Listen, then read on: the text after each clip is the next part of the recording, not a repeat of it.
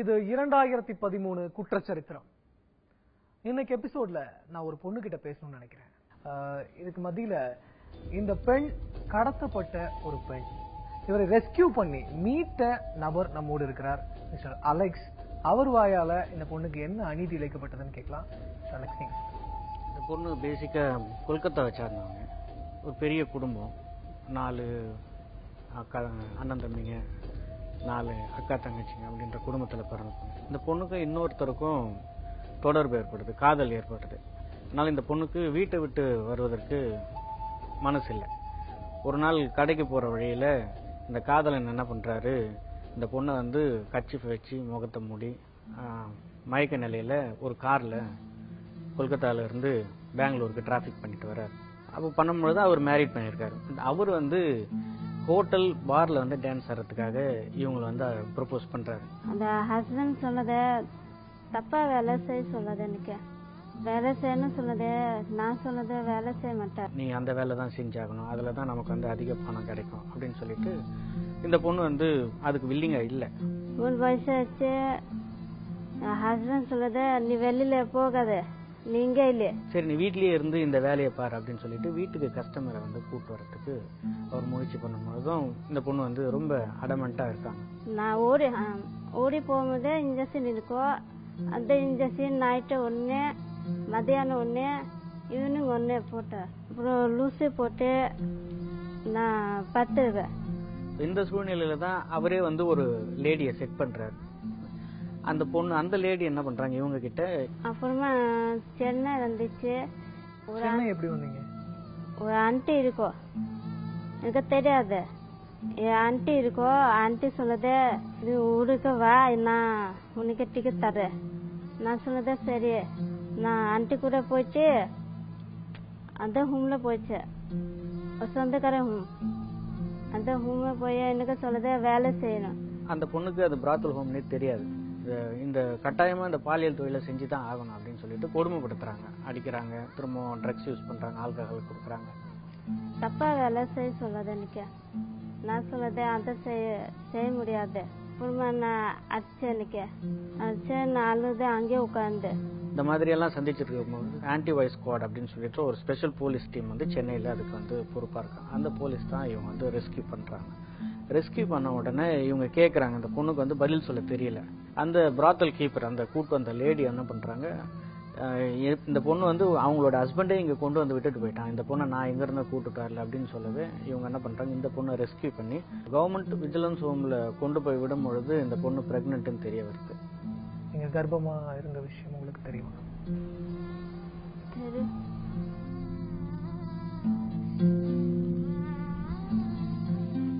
சுனம் என்ற அந்த பெண் நம்மோடு பகிர்ந்துகிட்டதை நம்ம எல்லாருமே கேட்டோம். ரொம்ப ஆசைகளோட, கனவுகளோட தன்னோட வாழ்க்கையை ஆரம்பிக்கணும்னு நினைச்ச அந்த சுனம் இப்ப சென்னையில தன்னுடைய வீட்டுக்கு கூட திரும்பி போக முடியாத ஒரு சூழ்நிலையில இருக்காங்க. இந்த சம்பவம் தமிழ்நாட்டில் நடக்கலைனாலும் ஒரு பெண்ணுக்கு இழைக்கப்பட்ட அநீதியா தான் நான் இதை பாக்குறேன். இன்னைக்கு நிகழ்ச்சிக்கு நம்மளோட இருக்கக்கூடிய பேனல் மெம்பர்ஸ் உங்களுக்கு இன்ட்ரோடியூஸ் பண்ணி வைக்கிறேன். Doctor Nappinnai, psychologist; mister Karunanidhi, retired SP; mister Alex, சமூக ஆர்வலர்; mister Sarnath, advocate. Mister Karunanidhi, நீங்க சொல்லணும், எப்படி அந்த பெண் கடத்தப்பட்டிருப்பா? இதை கேட்டதுல இருந்து என்ன தெரியுதுன்னா, இது ஒரு வீக் டார்கெட்ல ஒரு குற்றவாளிகள் தேர்ந்தெடுக்கிற டார்கெட் பாத்தீங்கன்னா ரொம்ப ஈஸியா ஈல்ட் ஆகக்கூடியவங்க. இந்த பொண்ணு வந்து ஏதோ ஒரு சூழ்நிலையில அது இருந்த சொல்லி அப்படியாச்சும் போகலாம், ஒரு ஈஸியான அப்ரோச்சுக்கு இருந்த இடத்துல இருந்திருக்கணும் இந்த பொண்ணு. அதை அவன் ரொம்ப குயிக்கா அதை தன்னுடைய இதுக்கு சைடுக்கு எடுத்துட்டான், லவ்ங்கிற பேர்ல வச்சு. இம்ப்ரெஷனபிள் ஏஜ் என்னன்னு அதை பிரித்து புரிந்து கொள்ள முடியாத வயசு, அது விழுந்துருச்சு. அதனோடனே இப்ப இந்த நபர் வந்து நல்லவன் இல்லை. அந்த பெண்ணுடைய ஃபேமிலி இதை வந்து இந்த பொண்ணை பாதுகாத்து வைக்கக்கூடிய அளவுல ஆரம்பத்திலையும் அந்த அவங்களுக்கு ஒரு இது இல்லை. பின்னாடி போனதுக்கு அப்புறம் கூட சரியான முயற்சி அவங்க எடுக்கல அப்படின்னு தான் சொல்லணும். கடத்திட்டு வந்த நபர் அவளை வந்து ட்ரக் யூஸ் பண்ணிருக்காரு, இன்ஜெக்ஷன் போட்டிருக்காரு, 3 வேளை இன்ஜெக்ஷன். அப்படி இருந்தாக்கா அந்த மாதிரி எல்லாம் பண்ணியிருந்தால் அதற்கெல்லாம் எவிடன்ஸ் நமக்கு இது பண்ணணும். இன்வெஸ்டிகேஷன் வந்தா இதை வந்து மெடிக்கல் எக்ஸாமினேஷனுக்கு போனோம்னாக்கா அந்த மாதிரி ட்ரக் யூஸ் பண்ணதுக்கான சிம்டம் பிளட்ல இருந்துச்சுன்னு சொன்னா அதெல்லாம் வச்சு நம்ம ப்ரூவ் பண்ணலாம். முழுக்க முழுக்க இது கிட்னாப்பிங் வந்து சொல்லி நம்ம இதை கொண்டாடணும்னு சொன்னா இது வந்து இந்த வயது கடத்தும் போது 15 வயசு கன்சென்டே இன்வேலிட். அதனால வந்து நீங்க கன்சென்டே ஆகி அந்த பொண்ணு நான் விருப்பத்தோட தான் வந்தா கூட அது அஃபென்ஸ் தான். அது வந்து கன்சென்ட் இன்வேலிட்னால கிட்னாப்பிங் அஃபென்ஸ் மேட் அவுட் ஆயிடுது. அவங்ககிட்ட குடும்பம் நடத்துவதற்கு அதுக்கு விருப்பம், மற்ற இல்லீகலா கான்டாக்ட்ஸ் தான் அதுக்கு விருப்பம் இல்லைங்குது. இந்த பெண்ணோட பெற்றோர் லீகல் கார்டியனா இருக்கிறவங்க கம்ப்ளைண்ட் கொடுத்திருந்தா நிச்சயமாக இதை வழக்கு பதிவு பண்ணிருக்கலாம். இது வழக்குன்னு கொடுத்தாவே இது உடனே கல்கத்தாவுக்கு போய் இதை இன்வெஸ்டிகேட் பண்ணி இவங்களுடைய பேரண்ட்ஸை கண்டுபிடிச்சிருப்பாங்க. நிச்சயம் ஈவன் அவங்க பேரண்ட்ஸ் விரும்பாத பதிவு செய்யப்பட்டிருக்கா. இது கிட்னாப்பிங் வழக்கா பதிவு செய்யப்படல, அதான் உண்மை. இப்போ நாங்க எங்களுடைய ரோல் இதுல என்னன்னு பாத்தீங்கன்னா, அங்க இருக்கிற விக்டிமை கொண்டு வந்து அவங்கள ரிஹாபிலிட்டேட் பண்றதா எங்களுடைய ரோல். இதுக்காக நாங்க வந்து செல்ஃப் இன்ட்ரெஸ்டடா போயிட்டு இன்னொரு கம்ப்ளைண்ட் லாட்ஜ் பண்ணி இதை வந்து நாங்க கிரிட்டிக்கல் வேலை இல்லைன்னு சொல்றீங்க. இல்ல இதை நான் இந்த ப்ராசஸ் சார்நாத் நீங்க சொல்லணும். இப்போ அது வந்து ஒரு டிராபிக்ட் விக்டிம் அப்படிங்கிற மாதிரி தான் பாக்குறாங்க. ஒரு கடத்தல்பட்ட ஒரு பெண் அல்ல அப்படின்னு அவங்க பார்க்கல. சோ மேஜிஸ்ட்ரேட் வந்து அவங்கள ஒரு ஹோமுக்கு அனுப்பிச்சிட்டாங்க அவங்களுடைய வாழ்க்கையை வந்து புனரமைக்கிறதுக்காக. இப்போ இந்த மாதிரி வழக்குகள் வந்து இப்படியே தான் முடியுமா? வேற அந்த குற்றவாளிக்கு தண்டனை என்பது கிடைக்காது அந்த மாதிரி வழக்குகள்ல? இல்ல, இப்ப குற்றவாளிக்கு தண்டனை கிடைக்கணும்னா அவர் தான் சார் சொன்ன மாதிரி அதற்கு ஒரு வழக்கு, ஒரு புகார் இருக்கணும், ஒரு வழக்கு இருக்கணும். இப்போ நம்ம தொலைக்காட்சியில் வந்து இப்ப இந்த பெண் வந்து இத்தனை விஷயங்களை சொல்லியிருக்கும் போது சார் சொன்ன மாதிரி அது பல வாய்ப்புகள்ல இந்த செய்திகளை சொல்லியிருக்கணும். மேம், இந்த கேஸ் ஸ்டடியை நீங்க ஃபுல்லா அப்சர்வ் பண்ணீங்க, உங்க பக்கத்திலே இருந்து அவங்க தன்னுடைய வருத்தத்தை சொன்னாங்க. இப்போ அவங்களுடைய மனநிலை எப்படி இருக்கும்? இந்த அளவுக்கு வெளியில வந்து தான் பிரச்சனையை சொல்ற அளவுக்கு தெளிவான மனநிலையில இருந்திருக்காங்க.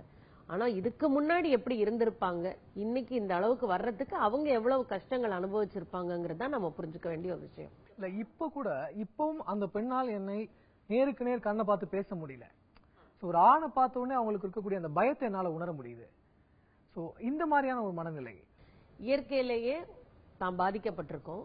இப்ப வேற ஒருத்தரோட பேசினா இவங்க நல்லது செய்யறாங்களா இல்ல, ஏன்னா அவங்க 2ஆம் தடவை வஞ்சிக்கப்பட்டிருக்காங்க. முதல் காதலனால் வஞ்சிக்கப்பட்டாங்க, இல்ல காதலனால் சொல்லப்பட்டவனால் வஞ்சிக்கப்பட்டது. இன்னொன்னு யாரோ ஒரு ஆண்டின்னு ஒருத்தவங்க வந்தாங்க, நான் உன்னை காப்பாத்துறேன்னு சொன்னாங்க. சோ அந்த ஆண்டியை முழுமையா நம்பி இவங்க தன்னை ஒப்படைக்கிறாங்க. சோ ஆண்டியும் ஏமாற்றும் பொழுது தான் பார்த்த நபர்கள் எல்லாருமே ஏமாற்று பேர் வழிகள் தானோ, எனக்கு இந்த இனம் புரியாத, இந்த மொழி புரியாத இந்த சூழ்நிலையில நான் யாருகிட்ட உதவி கேட்கிறேன். அடுத்து என்னதான் நீங்க அவங்களை ரீஹாபிலிட்டேட் பண்ணா கூட தன் வாழ்க்கையில ஏற்பட்ட மிகப்பெரிய சோகத்தின் தழும்பு என்னன்னா யாரையுமே நம்ப விடாது. இப்போ இமீடியட்டா அவங்களுக்கான தேவைகள் என்ன இருக்கும்? எனக்கு தெரிஞ்ச இவங்களுக்கு ஒரு வேலை கட்டாயம் வேணும். வெளி உலகம் புரிந்து கொள்ளக்கூடிய ஒரு வேலையா இருக்கணும். இவங்களுக்கு ஏதோ ஒரு வழியில ஒரு கல்விங்கிற ஒரு விஷயத்த போதிச்சே ஆகணும். இன்னொரு திருமணம் அப்படின்னு நினைக்கும் போது, இப்ப உங்களை பார்த்தே பேச அவங்க தயங்கும் போது வேற ஒரு ஆணோடு தன் வாழ்க்கையை பகிர்ந்துக்கணும்னு நினைக்கும் போது எவ்வளவு பயங்கள் இருக்கும். அப்போ அந்த பயத்தை எல்லாம் அவங்க மனசுல இருந்து களைஞ்சாலொழிய அவங்களால இன்னொரு திருமணத்துக்கு ரெடி ஆக முடியாது. அந்த குழந்தை, இவங்க இன்னொரு திருமணத்துக்கு ரெடி ஆனாலும் அந்த குழந்தையால ஒரு தகப்பன்கிற ஒரு புது கேரக்டர் இது வரைக்கும் அது பார்க்கல. சோ அந்த குழந்தையும் நாம ஒண்ணு அந்த குழந்தைக்கு விவரம் புரியறதுக்குள்ள இவங்களை ரீஹாபிலிட்டேட் பண்ணி திருமணம் பண்ணணும். இல்லையா அந்த குழந்தைக்கு புரியக்கூடிய வயது வந்துருச்சுன்னா அதுக்கு அப்புறமாவது அந்த குழந்தைக்கும் பேசி புரிய வச்சுதான் இன்னொரு திருமணம்ங்கிறத பண்ணணும். ஆனா திருமணம் கட்டாயம் அவசியம். ஆட்கடத்தல் குற்றம் பற்றிய முதல் புள்ளி விவரம் என்னவா இருக்கு பார்க்கலாம். தமிழகத்தில் அதிகபட்சமாக கடத்தல் வழக்குகள் பதிவான இடங்கள்: விழுப்புரம் 166, தர்மபுரி 157, திருநெல்வேலி 122. இப்போ இந்த ஸ்டாட்ஸ் படி விழுப்புரம் நம்பர் 1ல இருக்கு. 166 வழக்குகள், ஆட்கடத்தல் வழக்குகள் பதிவாயிருக்கு விழுப்புரத்துல. Mister Alex, as a ground reality உங்களுக்கு தெரிந்தவரா நான் கேட்கிறேன், விழுப்புரம்ல என்ன மாதிரியான ஆட்கடத்தல் வழக்குகள் அதிகமா இருக்கும்? கடத்தல் அப்படின்னாலே இது 2 வகையா பாக்குறாங்க. ஒன்னு வந்து வயலண்ட் கிரைம்ஸ்னு சொல்றாங்க, வன்முறை தொடர்பான குற்றங்கள். இன்னொன்று வந்து வயலன்ஸ் அகெயின்ஸ்ட் விமன் சொல்றாங்க, பெண்களுக்கு எதிரான நடக்கக்கூடிய குற்றங்கள். இது விழுப்புரத்தில் பொறுத்த வரைக்கும் பார்த்தீங்கன்னா அங்கே மக்கள் தொகை அதிகமாக இருக்கக்கூடிய ஒரு மாவட்டம். அதனால 2 வகையான குற்றங்களும் அங்கே நடக்கிறதுக்கான வாய்ப்புகள் அதிகமாக இருக்கு. பிளஸ் பின்தங்கிய மாவட்டம்னு சொல்றோம் விழுப்புரம், வட ஆற்காடு மாவட்டம்ன்றது கொஞ்சம் பின்தங்கிய மாவட்டமா இருக்கிறதுனால இது 2 நிகழ்வுகளும் வன்முறை தொடர்பான. சொன்னீங்கன்னா சென்னை தான் இங்க வந்திருக்கும். சென்னை இந்த ரேட்டிங்லேயே வரல. இல்ல மற்ற மாவட்டங்கள், சென்னையை தவிர்த்து மற்ற மாவட்டங்கள்ல பாப்புலேஷன் அதிகமா இருக்கு மாவட்டம் விழுப்புரம். சொன்ன மாதிரி 3 ரீசனுக்காக இருக்கு. பொலிட்டிக்கல் ரீசனிங்ல ஒரு கடத்தல் நடக்குது, சோசியல் ரீசன்ஸ்னு இருக்கு, எக்கனாமிக் பண சம்பந்தமான மற்ற சொத்து சம்பந்தமான காரணத்துக்காகவும் கடத்தல்கள் இருக்கு. பக்கத்து மாநிலம் வர இருக்க இந்த பாண்டிச்சேரி இருக்கு இல்லையா, அந்த புதுவையில் உள்ளதெல்லாம் கூட கொஞ்சம் அந்த லாண்ட் ஆர்டர் சம்பந்தமாக இந்த ரவுடிசம்லாம் கொஞ்சம் அதிகமா இருக்கிற இடம். அதனால விழுப்புரத்துல அதிகமா இருக்கு. சார்நாத், உங்களுக்கு தெரிந்த ஏதாவது வழக்குகள்? எனக்கு நான் என்ன நினைக்கிறேன்னா, இப்போ இந்த மாதிரி பதிவு செய்யப்பட்ட வழக்குகள்ல பெண்கள் தொடர்பான வழக்குகள் தான் அதிகமா இருக்கும். ஏன்னா குழந்தைகளை கடத்தி பணம் பறிப்பது அப்படின்ற செய்திகள்னு வரும்போது அது ஒவ்வொன்றுமே ரொம்ப இயல்பா சென்சிட்டைஸ் ஆயிடுது. உடனே அடுத்த கட்ட செய்திகள்ல வந்துருது. அது மிகப்பெரிய அளவில் அதற்கான தேடுதல் நடக்குது. அது ஒரு பதிவாயிடும். ஆனா பெண்கள் கடத்தப்படுவது அப்படின்றது எப்படி இருக்குன்னா, முதல்ல ஒரு பெண் கடத்தப்பட்ட உடனே, இப்போ சென்னையிலே நம்ம பார்க்குறோம், பெண் கடத்தப்பட்ட உடனே என்ன நினைக்கிறேன், காவல் நிலையத்தில் என்ன சொல்றாங்கன்னா, வேற யாருன்னா ஒரு பையன் கூட லவ் பண்றாங்களா பாருங்க, அவங்க கூட யார் கூட தொடர்பு இருக்கான்னு செக் பண்ணுங்கன்றாங்க. இப்போ இந்த வழக்குகள் பதிவு செய்யப்படுறதுல இந்த பெண்கள் தொடர்பாக நான் ஏன் சொல்றேன்னு சொன்னா, இயல்பாகவே ஒருத்தரை காதலிக்கிறாங்கன்னு வச்சுங்க, அந்த காதலை ஏற்றுக்கொள்ளாத பெற்றோர்கள், சாதியின் காரணமாகவோ பொருளாதார காரணமாகவோ இருக்கிற பெற்றோர்கள் என்ன பண்றாங்கன்னா, தங்களுக்கு தகவல் தெரிஞ்சே கூட அதை கடத்தியதாக பதிவு செய்கிறார்கள். அப்படிப்பட்ட சம்பவங்களும் மிக அதிகமாக நடக்கிறது. வெறும் கடத்தல் என்பது வெறும் கடத்தலாக மட்டும் இருப்பதல்ல. அதுல மிக முக்கியமாக விழுப்புரம், ஒரு சார் சொன்னது போல, விழுப்புரம் மிக பின்தங்கிய மாவட்டம் என்பது சமூக வளர்ச்சியிலும் பின்தங்கிய மாவட்டமாக இருக்கக்கூடிய காரணத்தால் இந்த செய்திகள் எல்லாம் கடத்தல் மிகப்பெரிய அளவுல ஒரு வழக்காக பதிவு செய்யப்பட்டிருக்கிறது. நீங்க சொல்லணும், இப்ப விழுப்புரம், தர்மபுரி, திருநெல்வேலி, இங்க இருக்கக்கூடிய மனிதர்களுடைய மனநிலை எப்படி இருக்குது, அதை பத்தி சொல்லுங்க. இப்ப எல்லாருமே சொல்லும் போது இது மூன்றுமே பின்தங்கிய மாவட்டம்னு சொன்னாங்க. பின்தங்கிய மாவட்டம்னா என்ன அர்த்தம்? இன்னும் படிப்பறிவுல பின்தங்கி இருக்காங்க. ஒரு விஷயத்தை புரிந்து அதை எப்படி எடுத்துக்கொண்டு போகணுங்கிற எண்ண ஓட்டத்துல பின்தங்கி இருக்காங்க. இது ரெண்டுமே பின்தங்கி இருக்கும் போது அதிகமா இருக்கக்கூடிய மனநிலை என்னன்னு பார்த்தா கோபம்ங்கிற ஒரு மனநிலை வரும்போது அடுத்து வர வேண்டிய ஒரு விஷயம் என்னன்னா, உடனே ஒரு ரிவெஞ்சுன்னு பார்க்கும்போது உடனே ஒரு பழிவாங்கும் எண்ணம் வந்தா, ஒண்ணு அவங்க மேல ஆசிட் ஊத்துறது, இல்ல அவங்களை கடத்திட்டு போய் வச்சுக்கிறது, இல்ல பணம் கேட்கறது, பெண்ணா இருந்தா அந்த பெண்ணை காதலிச்சு கடத்திட்டு போறது, ஏமாத்துறது, இது இந்த விதமான இது கடத்தல்கள்னு பார்த்தோம்னா எல்லாத்தையும் சேர்த்துதான் சொல்றோம். சோ இந்த பின்தங்கிய மாவட்டம் அப்படிங்கிறதுக்கு காரணம் படிப்பறிவு இல்லாத காரணத்தினால் மனநிலையில எந்த விஷயத்தையும் தீர்வு ஆராயக்கூடிய ஒரு பக்குவமே இல்லாம போயிடுது.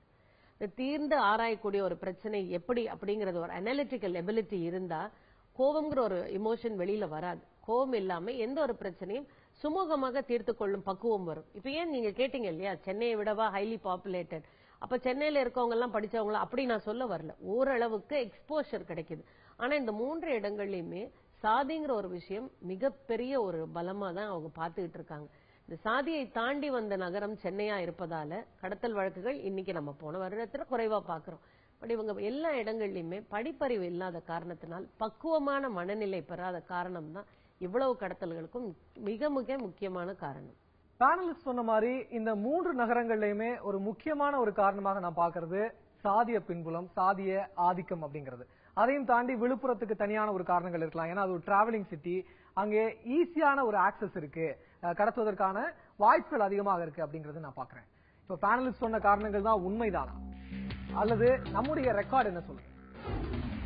ஆட்கடத்தல்களுக்கான அதிகபட்சமாக பதிவாகி இருக்கும் காரணங்கள்: திருமணம் செய்து கொள்ள 70.50%, உடலுறவு வைத்துக் கொள்ள 3.58%, சட்டவிரோத செயல்கள் 3.32%, பணம் பறிக்க 1.12%, இதர காரணங்கள் 21.48%. இந்த ஸ்லைடு ரொம்ப ஷாக்கிங்கான ஒரு ஸ்லைட். திருமணம் செய்து கொள்வதற்காக 70.5% பேர் கடத்துறாங்க அப்படின்னு.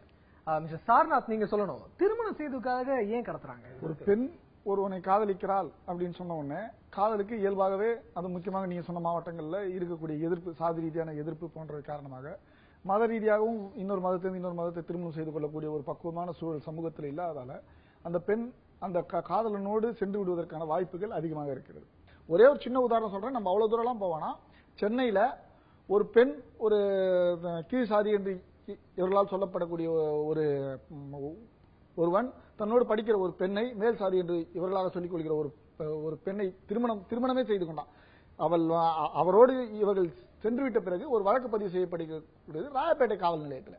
ராயப்பேட்டை காவல் நிலையத்தில் வழக்கு பதிவு செய்யப்பட்டு உயர்நீதிமன்றத்தில் ஒரு ஆட்கொணர்வு மனு மூலமாக ராயப்பேட்டை ஆய்வாளர் விசாரிக்க வேண்டும் என்று ஒரு தாக்கீது வருகிறது. அப்படி வரும்பொழுது அந்த பெண் அப்ப என்ன சொல்கிறாள் என்று சொன்னால், நான் இவரோடு விருப்பப்பட்டுதான் வந்தேன், ஆகினால் நான் இவரோடு தான் வாழ்வேன் என்று சொன்ன பிறகு நான் அந்த ஆய்வாளரிடம் சொன்னேன், அந்த பெண் அப்படி சொல்லிவிட்டால் உடனடியாக நீங்கள் நீதிமன்றத்துக்கு அறிக்கையாக அனுப்பி இந்த வழக்கையும் முடித்து வைக்க வேண்டும் என்று சொன்னேன். வேண்டுமென்றே அந்த வழக்கை 2 மாதங்கள் முடித்து வைக்காமல் இருந்தார். ஏன் முடித்து வைக்காமல் இருந்தார் என்பதற்கான காரணம் 2 மாதங்களுக்கு பின்புதான் எனக்கு தெரிந்தது. அதற்கு நடுவில் அதற்கு ஒரு 10-15 நாட்களுக்கு பின்பு அந்த பெண்ணுடைய தாத்தாவிற்கு உடல்நிலை சரியில்லை என்று சொல்லி அந்த பெண்ணை தன்னுடைய வீட்டிற்கு வரவழைத்து அதற்கு பின் என்ன நடந்தது என்று தெரியவில்லை. மீண்டும் 2 மாதங்களுக்கு பின் அதே காவல் நிலையத்துக்கு வரும்பொழுது அந்த பெண் கிட்டத்தட்ட ஒரு 30-40 பேரோடு வெறும் அப்படியே கட்டுமஸ்தா அவங்க அந்த பெண்ணை சூழ்ந்து கொண்டு அனைவரும் காவல் நிலைய ஆய்வாளர் அறைக்குள் வந்தார்கள். அந்த பெண் அழுது கொண்டே சொன்னால், நான் இவரோடு போக மாட்டேன், என்னுடைய தாயோடு தான் போவேன் என்று சொன்னார். இப்படிப்பட்ட சம்பவமும் அதே கடத்தல் வழக்காக தான் பதிவு செய்யப்படுகிறது. நான் இந்த புள்ளி விவரங்களை முழுமையாக புறக்கணிப்பதற்காக சொல்லவில்லை, சமூக நடைமுறையை சொல்கிறேன். ஆனால் பல நிலைகளில் நாம் இப்போது சுனாம் போன்றவர்களுடைய நிகழ்வுகளை பார்த்தோம். இப்படிப்பட்ட நிகழ்வுகளும் நடக்காமல் இல்லை. அப்படிப்பட்ட நிகழ்வுகளை தடுக்க வேண்டியதும் காவல்துறை அரசினுடைய கடமை. ஆனால் மிக பெரும்பான்மையாக திருமணம் செய்து கொள்ள என்ற பெயரிலே கொடுக்கப்படுகிற புகார்கள் இப்படிப்பட்ட புகார்களாகத்தான் இருக்கிறது. அப்படி சொல்ல முடியாது. எங்கேயோ ஒரு சம்பவம் அவருக்கு நடந்திருக்குது, அதை சொல்றாரு, அது என்னங்கிறது அவங்களை கேட்டா தெரியும். இவர் சொல்றதை வச்சு சொல்ல முடியாது. காவல்துறைங்கிறது ஒரு நிலையத்தோட முடிஞ்சு போறது இல்ல. நிலையத்தில் என்ன நடக்குதுங்கிறது அன்னைக்கு டிஎஸ்ஆர்ல கமிஷன் ஆபீஸ் போகுது, கமிஷன் ஆபீஸ்ல இருந்து சிஎம் வரைக்கும் போகும். நீங்க ஒரு சொல்லிட்டு பாட்டுக்கு விட்டுற முடியாது. ஒரு பொண்ணை கொண்டாந்து இந்த மாதிரி கொடுமைப்படுத்திட்டு கொண்டாந்தாங்க, நிறைய இது பண்ணாங்கன்னு சொல்றாரு. எங்க மத்தவங்க எல்லாம் என்ன காதுல பொத்திக்கிட்டு இருந்தாங்களா? போய் சொல்லக்கூடாதா? இங்க கமிஷன் ஆபீஸ் எங்க தூரத்திலயா இருக்கு? விளிம்புநிலையில இருக்கக்கூடிய மக்கள் கமிஷனர் ஆபீஸ் வரைக்கும் போக முடியுமா? சாதாரணமா போகலாம். இப்ப அதெல்லாம் கமிஷனர் போறது ஒண்ணு பெரிய அங்க கமிஷன் ஆபீஸுக்கு போனால் கமிஷனர் தான் பாக்கல. அங்க அதற்கென்று ஒவ்வொரு தினமும் பால் போட்டு வச்சிருக்காங்க, பாக்குறாங்க. இப்பெல்லாம் சர்வசாதாரணமா உடல் உறவு வைத்துக் கொள்ள 3.58% பதிவாயிருக்கு. இந்த கேசஸ் நம்ம கிட்னாப்ல பாப்போமா இல்ல ரேப்ல பாப்போமா? எல்லாமே இதுல எல்லாமே நீங்க பதிவான வழக்குன்னு கொடுத்திருக்கீங்க. அப்படிங்கும்போது அவர் சொன்ன மாதிரி பதிவாகும் போது என்ன புகாரோ அதுக்கு தான் நம்ம செக்ஷன் போடுவோம். காவல் நிலையத்தில் கொண்டு வந்து கொடுக்கும்போது என்னுடைய மகளை இன்னார் கடத்தியிருக்காங்கன்னு கொடுத்துட்டா கிட்னாப்பிங் தவிர வேற வழி கிடையாது. அன்லஸ் அதர்வைஸ் அந்த கேர்ளை கொண்டு வந்து ஆஜர்படுத்தும் போது அந்த பெண்ணுக்கு கன்சென்ட் கொடுக்கிற வயது இருந்தால் அந்த பெண்ணு நான் விருப்பப்பட்டு தான் போனேன்னு சொன்னாதான் அதை கிட்னாப்பிங்ல இருந்து எடுத்து மாற்ற முடியும். அது வரைக்கும் அது கிட்னாப் கேஸ் தான். இப்படி பழகு 70.5ல இதுல எத்தனை வழக்கு அந்த மாதிரி மாறிச்சுன்னு நம்ம சொல்ல முடியாது. வழக்கு கொடுக்கறது எல்லாமே அந்த மாதிரி தான் கொடுப்பாங்க. பொதுவா ஒரு மித்து இருக்கு, ஆட்கடத்தல் அப்படின்னாலே ஒரு ரான்சம்காக பணம் பறிக்கிறதுக்காக தான் அப்படின்னு நம்ம நினைச்சிட்டு இருந்தோம். ஆனா அது வெறும் 1.12% தான் பதிவாயிருக்கு. ரொம்ப கம்மியான கேசஸ் தான் பதிவாயிருக்கு. அதிகமா திருமணம் செய்து கொள்ள அப்படிங்கறதா 70.5% பதிவாயிருக்கு. இப்ப இந்த பணம் பறிக்கிறது அப்படிங்கறது என்ன மாதிரியான கேசஸ்ல வரும்?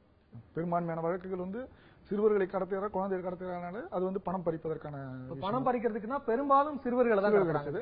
ஆனா இப்ப என்னன்னா இப்ப பல இதுகள் என்னன்னா இப்ப காதல் திருமணம், ஒரு பெண்ணை திருப்பி காதலிக்கிறான், பெண்ணை திருமணத்தை மீண்டும் ஒப்படைப்பதற்காக பணம் பறிக்கிறார்கள் அப்படின்னு ஒரு குற்றச்சாட்டு இருக்கு. அதாவது நிரூபிக்கப்படாத வழக்குகள் மூலமா இந்த மாதிரி புகார்கள் வருது. அதுவும் அதுல சேர்ந்திருக்கலாம். ஆட்கடத்தலுக்கான இதர காரணங்கள்: தத்து கொடுக்க 7, விற்பனைக்காக 5, பிச்சை எடுக்க 3, பழிவாங்க 3, விபச்சாரத்திற்கு தள்ள 2, உடல் உறுப்பு விற்பனை அல்லது கொத்தடிமைகள் 0. தத்து கொடுக்க 7 வழக்குகள் பதிவாயிருக்கு, விபச்சாரத்துக்கு தள்ளன்னு 2 வழக்குகள் பதிவாயிருக்கு, விற்பனைக்காக 5 வழக்குகள் பதிவாயிருக்கு. மிஸ்டர் அலெக்ஸ், விற்பனை விபச்சாரம் ரெண்டுத்தையும் எப்படி நம்ம கிளாஸிஃபை பண்ணலாம்? விற்பனை விபச்சாரம் அப்படின்னு பண்ணும்பொழுது இங்கிருந்து ஒரு கேர்ளை கூட்டு போய் ஒரு மும்பையிலயோ இல்லை ஒரு டெல்லியிலயோ ஒரு பார்ல டான்ஸ் ஆடுற பொண்ணா அவங்க வித்துருவாங்க. அது ஒன் டைம் தான். நேராக நீங்க போனீங்கன்னா ஒரு 50,000 1 lakh அவங்க அந்த கேர்ளுக்கு ஏற்ற மாதிரி ரேட் பேசுவாங்க, வித்துட்டு வந்துருவாங்க. இது பேர் விற்பனை. இங்கிருந்து ஒரு ஆளை கொண்டு போய் விற்கிறது. விபச்சாரம்ன்றது இங்கிருந்து ஒரு கேர்ளை அங்க பக்காவா பிராத்தலம் நடத்துற ஒரு பிம்ப் கிட்டயோ புரோக்கர் கிட்டயோ அவர்கிட்ட கொடுத்துட்டு அவர் அந்த பொண்ணை வச்சுட்டு தினம் என்ன பண்ணுவாங்க, இவங்க 2 பேருமே பார்ட்னர் வச்சு அந்த பெண்ணை எக்ஸ்ப்ளாய்ட் பண்ணுவாங்க. ஃபோர்ஸ்ஃபுல்லி அவங்கள அந்த ப்ராஸ்டிடியூஷன்ல இன்வால்வ் பண்ணுவாங்க. இல்ல இப்போ விபச்சாரத்துக்கு என்னால புரிஞ்சுக்க முடியுது, விற்பனைங்கிறது பொருளாதார ரீதியில மானிட்டரி கெயின்ஸ் நம்ம புரிஞ்சுக்க முடியுது. பழிவாங்கன்னு 3 வழக்குகள் பதிவாயிருக்கு. பழிவாங்கிறதுக்கு கடத்துவாங்க. ஆமா, அதாவது ஒரு விரோதம் இருக்கும். ஒரு குடும்பத்துக்கும் விரோதம் இருக்கும். இப்ப ரீசெண்டா ஒரு இது கூட இருந்துச்சு, ஒரு லேடி எதிர்த்து வீட்டுக்காரவங்களுக்கும் அவங்களுக்கும் விரோதம் சொல்லிட்டு அவங்க சின்ன பையனை கொண்டு போய் மர்டரே பண்ணிட்டாங்க. அந்த மாதிரி ஒன்று வந்தது. அது ரொம்ப எக்ஸ்ட்ரீம். அதாவது வில்லத்தனத்திலையும் ரொம்ப மோசமான வில்லத்தனங்கிறது, மனிதாபிமானமே இல்லாத ஒரு அஃபென்ஸ். அது ரொம்ப ரேரா எங்காவது நடக்கும். அதாவது பெரும்பாலும் சிவில் தகராறு, பெரும்பாலும் உறவினர்களுக்குள்ள நடக்கும். பழி வாங்குறது அப்படிங்கறது என்ன மாதிரியான மனநிலை மேம்? அதுக்கு ஒரு குழந்தையை கடத்திட்டு போய் கொலை பண்றதெல்லாம் நடக்குதா? நம்ம பார்த்தோம்னா ஒரு 10 நாளைக்கு முன்னாடி 9ஆம் கிளாஸ் படிக்கிற பையன்கள் சில பேர் ஒரு 3ஆம் கிளாஸ் படிக்கிற பையனை கடத்திட்டு போயிட்டாங்க. அப்ப அங்க பழி வாங்குறதுன்னு ஏதோ ஒரு சின்ன நிலையிலே ஆரம்பிக்கிற ஒரு விஷயம். அவங்களுக்கான மனநிலை எப்படி இருக்கும்? அந்த பழி வாங்கணும்னு நினைக்கிறவங்க இந்த அளவுக்கு எக்ஸ்ட்ரீம் எண்டுக்கு போறாங்க இல்லையா? அதுதான் ஒரு சின்ன வயசுல கான்டக்ட் டிசார்டர்னு சொல்லுவோம். முதல்ல ஆரம்பிக்கிறது அப்படிதான் இருக்கும். திருடுவாங்க, பொய் சொல்லுவாங்க, ஸ்கூலுக்கு போறேன்னு பொய் சொல்லிட்டு எங்கேயாவது போய் உட்கார்ந்து இருந்துட்டு சாயந்தரம் எப்பவும் போல வந்துருவாங்க. நெருப்பு பத்த வைக்கிறது, வீட்டுல ஏதாவது ஒரு இடத்துல நெருப்பு பத்த வைக்கிறது, யாரையாவது அடிக்கிறது, சும்மாவே ஒரு நாய் அந்த பக்கம் போச்சுன்னா அந்த நாய் மேல கல்ல விட்டு அடிக்கிறது, வெந்நீர் ஊத்துறது, இந்த மாதிரி சின்ன சின்ன பழக்கங்களை ஆரம்பிக்கும் போது ஒரு 10 வயசுக்குள்ள இது மாதிரி ஆரம்பிக்கும். 18 வயசு வரும்போது நம்மளோட பர்சனாலிட்டி ஆரம்பிக்கிற வயசு, நம்மளோட ஆளுமை அந்த நேரத்துல உருவாகிற வயசு. இந்த கான்டக்ட் டிசார்டர் இருக்கவங்க அப்படியே ஒரு ஆன்டி சோசியலா மாறதுக்கான நிறைய வாய்ப்புகள்னு சொல்றதை விட 100% வாய்ப்புகள் இருக்கு. இந்த ஆன்டி சோசியலா மாறுறவங்க மனசுல எப்பவுமே ஒரு பழிவாங்கும் எண்ணம் இருந்துகிட்டே இருக்கும். அவங்க ரிவெஞ்சஸாவே இருப்பாங்க. சின்னதா சொன்ன ஒரு விஷயம் அவங்க மனசுல பெருசா பாதிப்பை ஏற்படுத்திடும். நீ படிக்கல, நீ எதுக்கும் லாய்க்கலன்னு அப்பா சொன்ன விஷயமோ, இல்ல பக்கத்து வீட்டு அங்கிள் முன்னாடி கோவமா சொன்ன விஷயமோ, இல்ல பக்கத்து வீட்டு ஆண்டி தன்னை கேலியா சொன்னதோ, இது அவங்களுக்கு ஒரு பெரிய ரிவெஞ்சியஸ் பிஹேவியரை கொண்டு வந்துடும். அப்ப அவங்கள பழி வாங்கணும் அப்படிங்கிற எண்ணம் ரொம்ப அதிகமா இந்த ஆன்டி சோசியல் பர்சனாலிட்டிக்கு இருக்கும். இப்ப நீங்க பாத்தீங்கன்னா இவங்க எல்லாரையுமே ஓவராலாவே நீங்க எல்லாரோட பர்சனாலிட்டியும் நம்ம அசஸ் பண்ணி பார்த்தோம்னா ஒரு ஆன்டி சோசியல் ட்ரெயிட் இவங்களுக்குள்ள இருந்துகிட்டே இருக்கும். இல்லைன்னா இப்படி ஒரு பிஹேவியர் யாருமே காட்ட மாட்டாங்க. நார்மலா இருக்க எந்த ஒரு மனிதனும் ஒருத்தரை பழி வாங்கணும்னோ இல்ல ஒருத்தரை கடத்திட்டு போகணும்னு நினைக்க மாட்டோம். ஏதோ ஒரு இடத்துல அது கான்டக்ட் டிசார்டரா இருக்க நிலையில இருக்கலாம், இல்ல ஆன்டி சோசியலா இருக்கிற நிலையில இருக்கும்போது தான் இந்த பழி வாங்கணுங்கிற எண்ணம் வருது. இப்போ அடுத்து நான் தத்து கொடுக்கறத பத்தி கேட்கணும்னு நினைக்கிறேன். தத்து கொடுக்க மட்டுமே 7 வழக்குகள் பதிவாயிருக்கு. தத்து கொடுக்கறதுக்காக இது எப்படி நம்ம பார்க்கணும்? தத்து கொடுக்கறதுன்னா தத்து எடுக்கிறதுல நிறைய ப்ராசஸ் இருக்கு, சாருக்கு தெரியும். அதை ஒரு முறையான ஒரு நிறுவனத்துல, அரசாங்க நிறுவனத்துல பதிவு பண்ணணும். அது சீனியாரிட்டி பேஸ்ல தான் அவங்களுக்கு அலாட் பண்ணுவாங்க. இந்த மாதிரி நிறைய ப்ராசஸ். இப்போ குழந்தை இல்லாதவங்க, வசதி படிச்சவங்க எல்லாம் உடனே குழந்தைகள் வேணும்னும் பொழுது லீகலா அடாப்ட் பண்றதுக்கான வாய்ப்புகள் ரொம்ப குறைவு தான். ஏன்னா அதுக்கான ப்ராசஸ் அதிகம்ன்றதுனால இந்த மாதிரி சில புரோக்கர்ஸை அவங்க அணுகுறாங்க. அதனாலதான் அதனுடைய காரணத்தினாலதான் கவர்மெண்ட் ஹாஸ்பிட்டல் எல்லாம் குழந்தைகள் பிறக்கிற குழந்தைகள் காணா போறதுக்கான காரணம். இந்த தேவை அதிகரிக்கிறதுனால இந்த தத்தெடுப்பதற்கான குழந்தைகளை கடத்துறதுன்றது இப்போ ரொம்ப அதிகரிச்சிருச்சு. இப்போ இந்த குழந்தையை கடத்திட்டு வரவங்க, நான் தான் இந்த குழந்தைக்கான தாய், நான் தான் இந்த குழந்தைக்கான தந்தை, அதனால இவங்களுக்கு நான் தத்து கொடுக்குறேன் அப்படின்னு சொல்லிட்டு இப்போ நேரடியான ஒரு சட்ட அமைப்பு முன்னாடி போயிட்டு 2 பேருமே அக்ரிமெண்ட் போட்டு இந்த குழந்தையை தத்தெடுத்துறாங்க. ஸோ இதனால இந்த தத்தெடுத்துகளுக்காக குழந்தைகளை கடத்துறது இப்போ அதிகரிச்சுட்டு வருது. திருடப்பட்ட குழந்தைகளை இப்ப ஈஸியா தத்தெடுத்துக்க முடியுமா? முடியாது, அது முடியாது. அது சட்டப்படி பெற்றோருடைய. இப்போ அடாப்ஷனுக்கு பல்வேறு ப்ரொசீஜர்ஸ் இருக்கு. அந்த ப்ராசஸ் படி தான் பண்ணணும். 2வது அதுக்குன்னு ஒரு மானிட்டரிங் இருக்கு. இத்தனை விஷயங்களை மீறி உடனடியா அத குழந்தைய தங்களுக்கு வேணும்னு நினைக்கிறவங்க இப்படிப்பட்ட சட்டவிரோத செயல்கள் மூலமாக குழந்தைகளை பெறுகிறார்கள். அதற்காக கடத்தப்படுகிறது அந்த தத்து கொடுக்கின்றது. இதுல ஒரு விஷயம் பாத்தீங்கன்னா, ஒரு நடைபாதையில படுத்திருக்கிறவர் மீது குடிபோதையில் வருகிறவர் வாகனத்தை மோதி அந்த குடும்பமே இறந்து விடுகிறது. ஒரே ஒரு குழந்தை மட்டும் உயிரோடு தத்துட்டா அந்த குழந்தையை தத்தெடுக்கிறதுக்கு பல பேர் போட்டி போடுறாங்க. அப்போ ஒரு குழந்தையை தத்தெடுக்கிறதுக்கு இத்தனை பேர் தயாராக இருக்கிறார்கள். ஆனால் முறைப்படி தத்தெடுப்பதற்கு சில பேர் கூட இல்லை. ஏன் அந்த முறைப்படி தத்தெடுக்கிறதுல என்ன மாதிரி சிரமங்கள்? அதுதான் இதை சிரமமா நினைக்கிறாங்க. சிரமம்ன்றது எதுவுமே இல்லை. முறைப்படி செய்தால் அவர்களுக்கும் அது பாதுகாப்பு, அந்த குழந்தைக்கும் அது பாதுகாப்பு. இயல்பாகவே என்னன்னா, அந்த சட்டப்படி முறைப்படி ஒரு ப்ரொசீஜரா ஒன்றை செய்வதை விட மிக இயல்பாக கைக்கு கிடைக்கிற வகையில் அதை செய்வதில் நமக்கு விருப்பம் அதிகமாக இருக்கிறதால இப்படி விபத்துல இருந்தாலும் அந்த நேரத்தில் போய் தங்களுடைய பாசத்தை கொட்டி குழந்தையை தத்தெடுக்க விரும்புகிற பல பேர் இருக்கும்போது முறைப்படி தத்து கொடுக்கிற மையங்களில் இருந்து தத்தெடுப்பதற்கு ஆட்கள் குறைவாக இருக்கிறார்கள். நேர்வழியில செல்றது ரொம்ப இல்லன்னு சொன்னா இந்த மாதிரி அடாப்ஷன் சென்டர்ல இத்தனை குழந்தைகள் இருக்க வேண்டிய அவசியமே இல்லை. நிச்சயமாக தத்து கொடுக்கறதுக்காக 7 வழக்குகள் பதிவாயிருக்கு அப்படின்னா அங்க இல்லீகல் அடாப்ஷனுக்கான முக்கியமான காரணங்கள் என்ன அப்படிங்கறத பத்தியும் நம்ம பார்த்தோம். இனி அடுத்த ஸ்லைடு என்ன சொல்லுதுன்னு பார்க்கலாம். பாதிக்கப்பட்ட 1520 பெண்களின் வயது வாரியான எண்ணிக்கை 18 30 வயது 880 பேர், 15 18 வயது 395 பேர், 30லிருந்து 50 வயது 125 பேர், 10லிருந்து 15 வயது 78 பேர், 50 வயதிற்கும் அதிகமானோர் 25 பேர், 10 வயதிற்குட்பட்டவர்கள் 17 பேர். மிஸ்டர் சார்நாத், உங்ககிட்ட இருந்து ஆரம்பிக்கிறேன். இந்த ஸ்லைடை கிளாசிஃபை பண்ணி எனக்கு கொஞ்சம் சொல்லுங்க. இப்ப 18 வயசுல இருந்து 30 வயசுக்குள்ளவங்க ஏன் கடத்தப்படுறாங்க, என்ன காரணங்கள், இப்படி ஒவ்வொன்றுக்கும் நீங்க சொல்லணும். ஒவ்வொரு இப்போ நீங்க நம்ம ஏற்கனவே பார்த்தோம், அதாவது திருமணம் செய்து கொள்ள என்ற வகையில கடத்தப்பட்டவர்கள் 70.5% என்று பார்த்தோம். அப்ப திருமணம் செய்து கொள்ள அப்படிங்கிற நான் ஏற்கனவே அதற்கான காரணங்கள், சமூக பின்னணி, அதற்கான விஷயங்களை சொல்லும் போதே சொன்னேன். எப்படி முதல் புகார் அளிக்கப்படுது, எப்படி வந்து முதல் தகவல் அறிக்கை வந்து பதிவு செய்யப்படுது, அதன் திருமண காரணங்கள்னால இந்த 18 இருந்து 30 வயது 15 வயசு 18ங்கிறது இந்த லவ் ஃபேஸ். சரியா தெரிஞ்சுக்காம ஏஜ் பத்தி எல்லாம் கவலைப்படாம இன்ஃபெச்சுவேஷன்ல கிட்னாப் பண்ணிட்டு போற கேஸ் தான் ஆக்சுவல் கிட்னாப்பிங் கேஸ். ஏன்னா ஏஜ் அட்டன் ஆகல, அதனால அந்த மாதிரி வர்ற கேஸ் இந்த 15 to 18ல வரும். அப்போ 30ல இருந்து 50 எப்படி பாக்குறது? 30 extra marital affair, illegal intimacy இருக்கும், அதனால எஸ்கேப் ஆகி போயிருவாங்க. ஹஸ்பண்ட் வந்து கம்ப்ளைண்ட் கொடுத்தாங்கன்னா கொடுக்கும்போது கிட்னாப்பிங்கா தான் கொடுப்பாங்க. சப்சிக்வெண்டா கொண்டாந்து வரணும், அது அடல்ட்ரியில வந்துடும். அடல்ட்ரி இஸ் நான் காங்கிரசபிள், அது கிட்னாப்பிங்ல வராது. வித் கன்சென்டோட போயிட்டாங்கன்னாக்கா அது வராது. அப்ப அது சப்சிக்வெண்டா அது ரெஃபர் ஆயிடும். அதே மாதிரி 10 to 15 பாத்தீங்கன்னாக்கா அது வந்து ஏதாவது வேற காரணங்கள் தான். இப்ப இந்த அடாப்ஷன், இல்லீகல் அடாப்ஷன் இருக்குல்ல, அது மாதிரி இருக்கும். இல்ல பழிவாங்கல் எல்லா ஸ்டேட்லயும் வரும். அது 10ல இருந்து 15 வயது, அதுக்கப்புறம் 10 வயசுக்கு உட்பட்டவர்கள் இது ஏன் கடத்தப்படுறாங்க? 0 to 1 year வந்து அடாப்ஷனுக்காக கடத்துக்கான வாய்ப்பு அதிகமா இருக்கு. மற்றபடி குழந்தைகள் கடத்தல்றது இப்போ ரொம்ப அதிகரிச்சுட்டு வருது. நம்ம ஏற்கனவே முன்னாடி ஸ்லைட்ல பார்க்கும்போது கூட அதில் பார்த்தீங்கன்னா பொருளாதார குற்றங்கள் சார்ந்த சில விஷயங்கள் இருக்கும். அதாவது பிச்சை எடுக்க வைக்கிறது, அவங்கள கொத்தடிமைகளை விற்கிறதுக்காக, அதுக்கப்புறம் வந்து வெளிநாடுகளுக்கு அவங்கள கொண்டு போய் கொத்தடிமைகளை ஆக்குறது, இந்த மாதிரியான பிரச்சனைகளுக்காக இந்த ஏஜ் குரூப் இருக்கிறவங்கள கடத்தப்படுறாங்க. குறிப்பா பெண் குழந்தைகளை அதிகமா கடத்துறாங்க. இன்னைக்கு கூட UNODC ரிப்போர்ட் என்ன சொல்லுதுன்னா 3 குழந்தைகள்ல 2 குழந்தைகள் பெண் குழந்தைகளா இருக்காங்க கடத்தப்படுறவங்க அப்படின்னு சொல்லியிருக்காங்க. ஸோ இவங்க பொதுவாகவே வந்து பொருளாதார சுரண்டலுக்காக கடத்தப்படுறவங்க, வியாபாரத்துக்காக கடத்தப்படுறாங்க. 50 வயசுக்கு மேற்பட்ட பெண்கள் கடத்தப்படுறாங்க, இது எப்படி நம்ம பாக்குறது? அது வந்து பெரும்பாலும் இது ப்ராப்பர்ட்டி டிஸ்பியூட்ஸா இருக்கும். ப்ராப்பர்ட்டிக்காக வேண்டி மதரா இருக்கிறவங்கள, அவங்க மேல ப்ராப்பர்ட்டி இருக்கும், அதுக்காக வேண்டி அவங்களை எழுதி வாங்குறதுக்காக சொந்தக்காரங்களுக்குள்ளே கடத்திட்டு போனது, அது மாதிரி தான் இருக்கும்.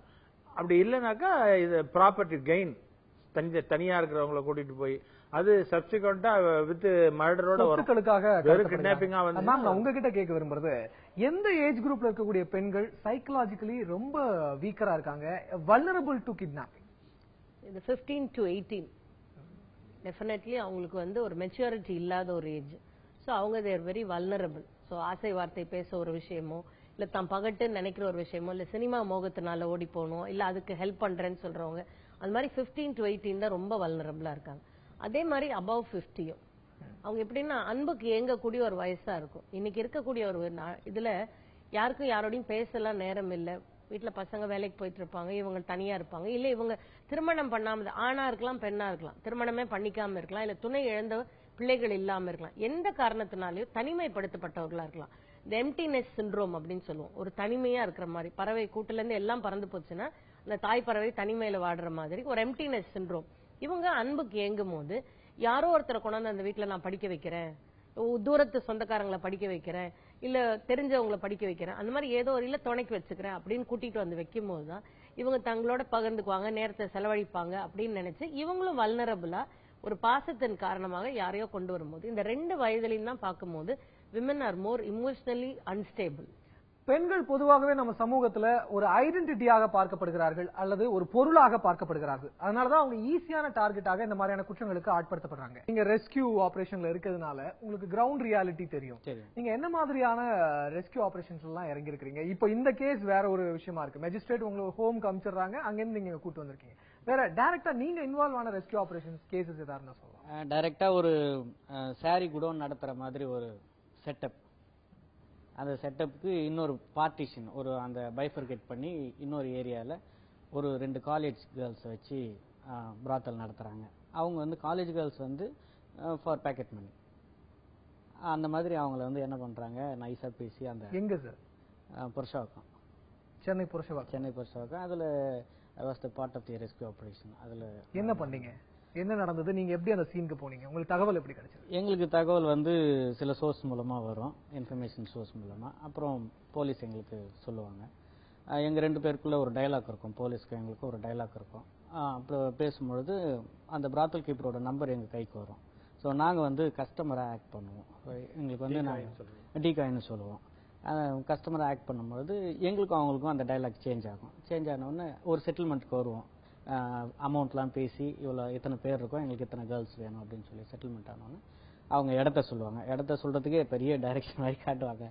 ரொம்ப இன்ட்ரெஸ்டிங்கான எக்ஸ்பீரியன்ஸ் ஆகுது. அதுக்கப்புறம் மேலே போனோம், ஃபர்ஸ்ட் ஃப்ளோரில் இருக்குது. மேலே போனோடனே ஓப்பன் பண்ணோடனே அந்த பிராத்தலம் ரன் பண்ணுற ஒரு லேடி இருந்தாங்க. 2 பேர் மட்டும்தான் இப்போ அவைலபிள், 2 பேர் இன்னும் வரத்துக்காக வெயிட் பண்ணிட்டு இருக்கோம் அப்படின்னு வாங்கன்னு சொன்னோடனே நாங்கள் அந்த உள்ளே போனோன்னே எங்களுக்கு ஒரே ஷாக்காக இருந்தது. ஃபுல்லாக அந்த சாரீ ஃபால்ஸ் அந்த இந்த மெட்டீரியல்ஸ்லாம் வந்து சேல் பண்ணுற இடம் மாதிரி இருந்து எங்களுக்கு ஒரே டவுட்டு. நாங்கள் கஸ்டமராக தானே போயிருக்கோம், அதனால கேஷுவலாக பேசணும். இது நாங்கள் புடவை கடைக்கு கூப்பிட்டு வர சொல்லிட்டீங்க, நாங்கள் வேறு வேலைக்கு வந்தோம் அப்படின்னு சொன்னாங்க. இல்லை வெயிட் பண்ணுங்க அப்படின்னு சொன்னோன்னே பக்கத்தில் இருக்க ஒரு சின்ன ஒரு டோரை திறந்தோடனே அங்கேயே ஒரு 2 பெட்டு இருந்தது. நீங்கள் வெயிட் பண்ணுங்கள், கேர்ள்ஸ் வருவாங்க அப்படின்னு சொன்னாங்க. கேர்ள்ஸ் வந்து ஒரு 10 மினிட்ஸில் வந்து இங்கே நடக்குதுன்னு நாங்கள் கன்ஃபார்ம் பண்ணி இன்ஃபர்மேஷன் கொடுத்த உடனே அவங்க வந்து போலீஸ் வந்துட்டாங்க. வந்து அந்த டோட்டல் பிராத்தல் ஹோமே பஸ் பண்ணி 2 கேர்ள்ஸ் வந்து ரெஸ்கியூ பண்ணாங்க. அந்த நடத்துகிற லேடி, இன்னொரு ஓல்டு லேடி, 2 பேரையும் அரெஸ்ட் பண்ணாங்க. ஒன்ஸ் அவங்க ரெஸ்கியூ பண்ண உடனே திரும்ப அவங்களுடைய பேரண்ட்டிட்ட ஹேண்ட் ஓவர் பண்ணிட்டாங்க. படிக்காத பெண்கள் தான் பாதிக்கப்படுறாங்க, இந்த மாதிரி ஏமாற்றப்படுறாங்கன்னு நம்ம நினைச்சிட்டு இருந்தோம். படிச்ச காலேஜ் கேர்ள்ஸே கூட இந்த மாதிரியான பிரச்சனைகள்ல சிக்கிறாங்க அப்படிங்கிறது இப்பதான் புரியுது. பெண்கள் ஒரு புறம் இருக்க, ஆண்கள் எந்த வயசுல இருக்கக்கூடிய ஆண்கள் அதிகமாக கடத்தப்படுறாங்க, அதை பத்தி நம்மளுடைய அடுத்த ஸ்லைட் பார்க்கலாம். பாதிக்கப்பட்ட 294 ஆண்களின் வயது வாரியான எண்ணிக்கை 18 30 வயது 122 பேர், 30 50 வயது 112 பேர், 50 வயதிற்கும் அதிகமானோர் 21 பேர், 10 வயதிற்கு உட்பட்டோர் 20 பேர், 15 18 வயது 12 பேர். இப்போ இந்த கிளாசிபிகேஷன் ஆண்கள் இந்த மாதிரியான ஏஜ் குரூப்ல கடத்தப்படுவதற்கான முக்கியமான காரணங்கள் என்ன? இல்ல, இப்போ ஆண்கள் பொதுவாக கடத்தப்படுகிறார்கள் என்று சொன்னால் அதுக்கு பொருளாதார காரணம் தான் மிக அடிப்படையாக இருக்கும். ஆனால் அந்த பொருளாதார காரணத்தை தவிர்த்து நம்ம திருமண காரணங்கள் அடிப்படையிலையும் இதுல இருக்கும் அப்படின்னு சொல்லி பார்த்தோம்னு சொன்னா, இந்த 15 18 வயது அவங்க மேடம் சொன்னது போல பெண்களுக்கு அந்த சலசலப்பு, திருமணத்திற்கான வயது அல்ல கட்டாயம் என்று ஏற்படுத்திய அந்த சலசலப்பு வந்து ஆண்களுக்கு அந்த 15 18 வயதுல வந்து திருமணம் கட்டாயம் என்ற உணர்வு ஏற்படுவதில்லை. அது 18 வயதுக்கு மேலதான் அவங்களுக்கு அந்த, ஏன்னா அவங்க வந்து ஒரு ஆணாக தன்னை உணர்கிற அல்லது ஒரு திருமணம் செய்து கொள்கிற அந்த திண்மையை பெறுகிற காலகட்டமாக 18 வயதுக்கு மேல் தான் அவருக்கு அந்த எண்ணம் வருகிறதாக நான் நினைக்கிறேன். அப்போ அந்த 15 18 வயது வந்து ஆண்கள் கடத்தப்படுவதாக கொடுக்கப்படுகிற புகார்கள் வந்து மிக குறைவாக இருப்பதற்கான வாய்ப்புகள் தான் அதிகம். இல்ல, இன்னொன்னு 10 வயதுக்கு உட்பட்ட ஆண்கள் கடத்தப்படுறாங்க அப்படின்னா இதை நான் அந்த தத்து கொடுக்கிற கேஸோட லிங்க் பண்ணி பார்க்க முடியும். தத்து கொடுக்கிற கேஸோட லிங்க் பண்ணி பார்க்கலாம். கிட்னாப் ஃபார் ரான்சமும் எடுத்துக்கலாம். அதாவது ஆண் குழந்தைகள் வந்து, அதாவது கடத்தப்படுகிற குழந்தைகள்ல, அதாவது சிறு குழந்தைகள்ல ரான்சம்காக வெறும் பணம் நோக்கத்துக்காக கடத்தப்படுகிற குழந்தைகள் ஆண் குழந்தைகள் அதிகமாகத்தான் இருக்கிறார்கள். தமிழகத்தை பொறுத்தவரை, தமிழகத்தில் நம்ம நிறைய சம்பவங்களை பார்த்து, இப்ப இந்த ரான்சம்னால, அதாவது ஒரு ஆதாயத்திற்காக கடத்தப்படக்கூடிய குழந்தைகள்ல பெரும்பாலும் ஆண் குழந்தைகள் கடத்தப்படுகிறதா, பெண் குழந்தைகள் கடத்தப்படுகிறதா? ஆண் குழந்தைகள் இப்ப ரேன்சம்காக கடத்த வரைக்கும் ஆண் குழந்தைகளை தான் கடத்துவாங்க. அது டிபெண்ட்ஸ் அப்பான் தி அவைலபிலிட்டி. இப்ப சம்பந்தப்பட்ட பார்ட்டி நமக்கு வேண்டாதவங்ககிட்ட என்ன அவைலபிளா இருக்கோ அதுதான். அது ஆண் குழந்தை இருந்தா ஆண் குழந்தையை கடத்திடுவாங்க. Preference will be given to male child. ஏன்னா அது நோக்கம் வந்து கிட்னாப் பண்றது தானே, ரேன்சம் தானே. அப்படிங்கும்போது ஜென்ஸா இருந்தா அவங்களுக்கு சான்சஸ் மெயின்டெனன்ஸ் இதா இருக்கும்.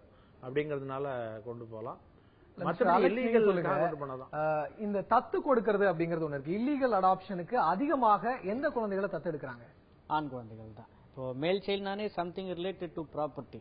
இப்போ இந்த மாதிரி ரான்சம்காக கடத்தும் பொழுதும் மேல் சைல்டை வச்சாதான் அதிகமான டிமாண்ட் பண்ண முடியும். ஏன்னா அவங்களுடைய பெற்றோர்களுடைய மனப்பான்மையே நம்மளுடைய சொத்து போகுதுன்ற மாதிரி தான் பார்ப்பாங்க. ஒரு ஆண் குழந்தை போகும்போது பெண் குழந்தை அப்படி நினைக்கிறது இல்லை. தத்து கொடுக்குற பட்சத்திலையும் கூட ஆண் குழந்தைகளை தத்து எடுக்கிறதுக்கு தான் நிறைய பேர் ஆர்வமா இருக்கிறாங்க. Women and children are weaker section of the society அப்படின்னு தான் நம்ம சொல்றோம். அவங்கள ஒரு பாதிப்படைய நிலையில தான் நம்ம எப்பவுமே பாக்குறதுனால ஆண் குழந்தை வந்து ஒரு பாதுகாப்பான சூழ்நிலையில எப்பவுமே இருக்கும் அப்படின்ற ஒரு நம்பிக்கை பெற்றோர்களுக்கு இருக்கு. நிச்சயமாக ஆட்கடத்தல் அப்படின்னு சொன்னாலே நம்ம பெரும்பான்மையான இந்த குற்றங்கள் பெண்களுக்கு எதிராக தான் நிகழ்த்தப்படுது அப்படிங்கறதையும் பார்த்தோம்.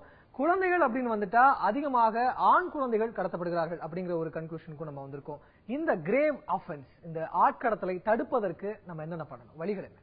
இப்போ இதுவரைக்கும் நம்ம பார்த்த ஸ்லைட்ஸ்ல முக்கியமா நம்ம பார்த்தது என்னன்னா திருமணத்துக்காக கடத்தப்படுறது அதிகம்னு பாக்குறோம். அப்ப திருமணம் பற்றிய ஒரு புரிதலை இந்த ஆணுக்கும் பெண்ணுக்கும் இந்த சமுதாயம் இதுவரைக்கும் சொல்லிக் கொடுக்கல. இது வாழ்வியல் அப்படிங்கிற ஒரு பாடமே நம்ம கிட்ட இல்ல. எந்த விதமான பாடம் வேணாலும் கல்லூரிகள்ல இருக்கு, படிப்புல இருக்கு. வாழ்வியல்ங்கிறது தான் முக்கியமான ஒரு விஷயம். ஆனா இந்த வாழ்வியல், அதுவும் திருமண வாழ்வியல் பத்தி நாம சொல்லிக் கொடுக்காதனாலதான் இந்த இன்ஃபாக்சுவேஷன், இந்த ஈர்ப்பு உடனே கடத்தப்படுறது. முக்கியமாக நாம் அதை எல்லா கல்லூரிகளிலும் ஒரு பாடமா வைக்கணும். இரண்டாவது, சாதி பற்றிய இந்த மிகப்பெரிய கருத்து ஒழிய வேண்டும். எந்த சாதியா இருந்தாலும் பரவாயில்லங்கிற ஏத்துக்கக்கூடிய பக்குவம், எந்த மதமா இருந்தாலும் பரவாயில்லன்ற பக்குவத்தை மீடியா போன்றவர்கள் தான் இந்த பப்ளிக்கு புரிய வைக்கணும். இந்த ரெண்டு விஷயங்கள் இருந்தாலே இந்த கடத்தல்கள் குறைஞ்சிடும். அடுத்தது பழிவாங்கும் எண்ணம், அது எப்படி சொசைட்டில ஒரு ஆன்டி சோஷியல் குரூப் இருந்துகிட்டே தான் இருக்க போறாங்க. அவங்களையும் சிறு வயதிலேயே நம்ம இந்த கான்டாக்ட் டிசார்டர்னு சொல்லும் போது ஒரு 10 வயசுல தெரிஞ்சிடும், இந்த பிள்ளை அப்படிதான் இருப்பான், பரவாயில்ல, போக போக பெருசாயிருவான், தயவு செய்து விட்டுறாதீங்க. இந்த மாதிரி குழந்தைங்க தான் ஆன்டி சோஷியலா மாறுறவங்க தான் நிறைய பார்த்தோம்னா இந்த ரேப் பண்ணக்கூடிய, செக்ஷுவல் அஃபென்ஸ் பண்ணக்கூடியவங்களும் அவங்களா இருப்பாங்க. கட்டாயம் அதை எப்படி திருத்தணும் அப்படிங்கறத தெரிஞ்சுக்க வேண்டியது மிக முக்கியம். இந்த 3 தெரிஞ்சாலே போதும். நீங்க சொல்லணும். குழந்தைகளுக்குன்னு சில உரிமைகளை கொடுத்திருக்காங்க. குறிப்பா ஐநா பொது சபையினுடைய குழந்தைகள் உரிமை பிரகடனம் ஒரு அமைப்பு வாழ்வதற்கான உரிமை, வளர்வதற்கான உரிமை, பாதுகாப்பிற்கான உரிமை, பங்கேற்பதற்கான உரிமை அப்படின்னு சொல்லியிருக்காங்க. ஸோ தனக்கு உண்டான உரிமைகள் என்ன அப்படின்றத ஒவ்வொரு குழந்தைகளுக்கும் நாம சொல்லிக் கொடுக்க வேண்டியது இப்போ அவசியமாகிறது. ஏன்னா அப்பதான் அவங்க எந்த இடத்துல பாதிக்கப்படுறாங்க அப்படின்றத தெரிஞ்சுக்கிறதுக்கான ஒரு வாய்ப்பை நம்ம கொடுத்த மாதிரி இருக்கும். அப்படி தெரிஞ்சுக்கும் பொழுது அதுக்கு அடுத்த நிலை எந்த இடத்துல அதை நான் ரிப்போர்ட் பண்ணணும் அப்படின்ற ஒரு எண்ணம் அவங்களுக்கு வரணும். மேடம் சொன்னது போல கல்வி, அதோடு சேர்த்து வாழ்க்கை தர கல்வி. நிறைய பிரச்சனை திருமணம் சம்பந்தமா வர்றதுனால திருமணம் சார்ந்த வாழ்க்கைக்கு தன்னை தயார்படுத்திக் கொள்ள ஒவ்வொரு இளம் பருவத்தினருக்கும் நாம சொல்லிக் கொடுக்க வேண்டியது அவசியமா இருக்கு. அப்படி சொல்லிக் கொடுத்தாலே நிறைய பிரச்சனைகள் இருந்து நம்ம விடுபட்டுறலாம். அதாவது பள்ளிக்கூடம்ங்கிறது ஒரு கட்டுப்பாடான குடும்பமாகவும், குடும்பங்கிறது ஒரு கட்டுப்பாடு இல்லாத பள்ளிக்கூடமாகவும் இருக்கணும்னு சொல்லுவாங்க. அந்த மாதிரி குடும்பத்துல குழந்தைகளை வளர்க்கும் போதே அவளுக்கு சொல்லி புரிய வைக்கணும். அதாவது வீட்டுல எப்பவுமே கடுகடுன்னு இருக்கக்கூடாது. கண்டிப்பா இருந்தோம்னு சொன்னா குழந்தைகளுக்கு பெற்றோர் மேல ஒரு வெறுப்பு ஏற்படும். யாராவது ஒரு அன்பா பேசினாங்கன்னா அது அந்த ஆள் புதுசா தெரியும், அவர்கள் கூட போக தோணும். அது சின்ன குழந்தைக்கு அதே இதுதான் வளர்ந்த பெண்ணுக்கு கூட வருங்கிறத நான் சொல்ல வரேன்.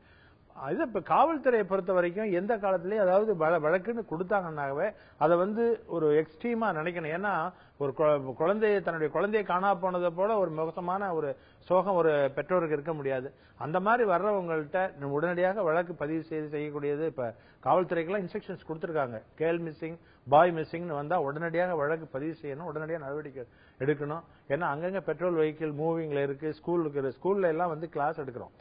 இந்த ஸ்கூல் நடத்துறவங்க எல்லாம் கூட காவல்துறை அதிகாரிகளை கூப்பிட்டு பேச வைக்கணும். வச்சு அந்த குழந்தைகளுக்கு இந்த மாதிரி யாராவது தேர்ட் பர்சன்ஸ் கூப்பிட்டா போகக்கூடாது அப்படிங்கிற மாதிரி அறிவுரைகள் கொடுக்கணும். பள்ளிக்கூட வேன்கள்ல ஏத்திட்டு கொண்டு இறங்குற வரைக்கும் அவர்களுக்கு பாதுகாப்பா இருக்கணும். அந்த கூப்பிட்டு போறவங்க அந்த அடையாள அட்டைகள் எல்லாம் வச்சிருக்காங்க, அதுகளெல்லாம் கூட சரியா பராமரிக்கிறாங்களாங்கிறதெல்லாம் பார்க்கணும். இந்த மாதிரி காவல்துறைக்கு நிறைய பொறுப்பு இருக்கிறது. அதாவது ஒரு தனி மனிதனோ அல்லது தனி மனித குழுக்களோ, ஒரு அரசோ, ஒரு நாடோ, அல்லது போராளிகளாக அடையாளப்படுகிற அமைப்புகளோ யாருக்குமே யாரையும் கடத்துவதற்கு, தங்களுடைய தேவைகளை நிறைவேற்றிக் கொள்வதற்கு கடத்துவதற்கான சட்டப்பூர்வ உரிமை கிடையாது.